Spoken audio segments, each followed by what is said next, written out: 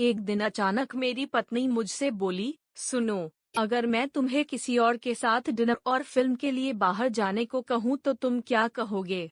मैं बोला, मैं कहूँगा कि अब तुम मुझे प्यार नहीं करती। उसने कहा, मैं तुमसे प्यार करती हूँ, लेकिन मुझे पता है कि यह औरत भी आपसे बहुत प्यार करती हैं और आपके साथ कुछ समय बिताना उनके लिए सपने जैसा होगा। वह औरत कोई और नहीं, मेरी माँ थी, जो मुझसे अलग अकेली रहती थीं। अपनी व्यस्तता के कारण मैं उनसे मिलने कभी कभी ही जा पाता था। मैंने माँ को फोन कर उन्हें अपने साथ रात के खाने और एक फिल्म के लिए बाहर चलने के लिए कहा। तुम ठीक तो हो ना? तुम दोनों के बीच कोई परेशानी तो नहीं? माँ ने पूछा। उनके लिए मेरा इस किस्म का फोन मेरी किसी परेशानी का संकेत था। नहीं, कोई परेशानी नहीं। बस मैंने सोचा था कि आपके साथ बाहर जाना एक सुखद एहसास होगा, मैंने जवाब दिया और कहा, बस हम दोनों ही चलेंगे। उन्होंने इस बारे में एक पल के लिए सोचा और फिर कहा, ठीक है। शुक्रवार की शाम को जब मैं उनके घर पर पहुंचा तो मैंने देखा है वह भी दरवाजे पर इंतजार कर रही थी। वो एक सुंदर पोशाक पहने हुए थी और उनका चेहरा एक अलग सी खुशी में चमक रहा था। कार में माँ ने कहा, मैंने अपनी फ्रेंड्स को बताया कि मैं अपने बेटे के साथ बाहर खाना खाने का केक की मात्रा लिए जा रही हूँ। वे काफी प्रभावित थी।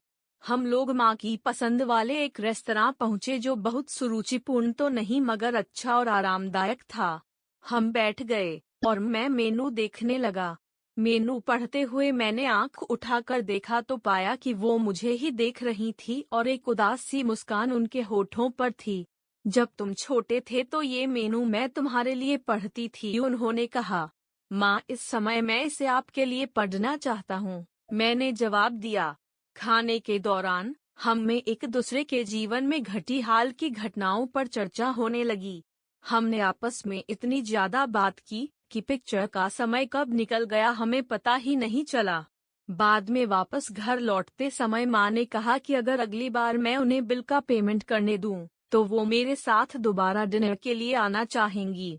मैंने कहा, माँ, जब आप चाहो और बिल पेमेंट कौन करता है इससे क्या फर्क पड़ता है? माँ ने कहा कि फर्क पड़ता है और अगली बार बिल वो ही पे करेंगी।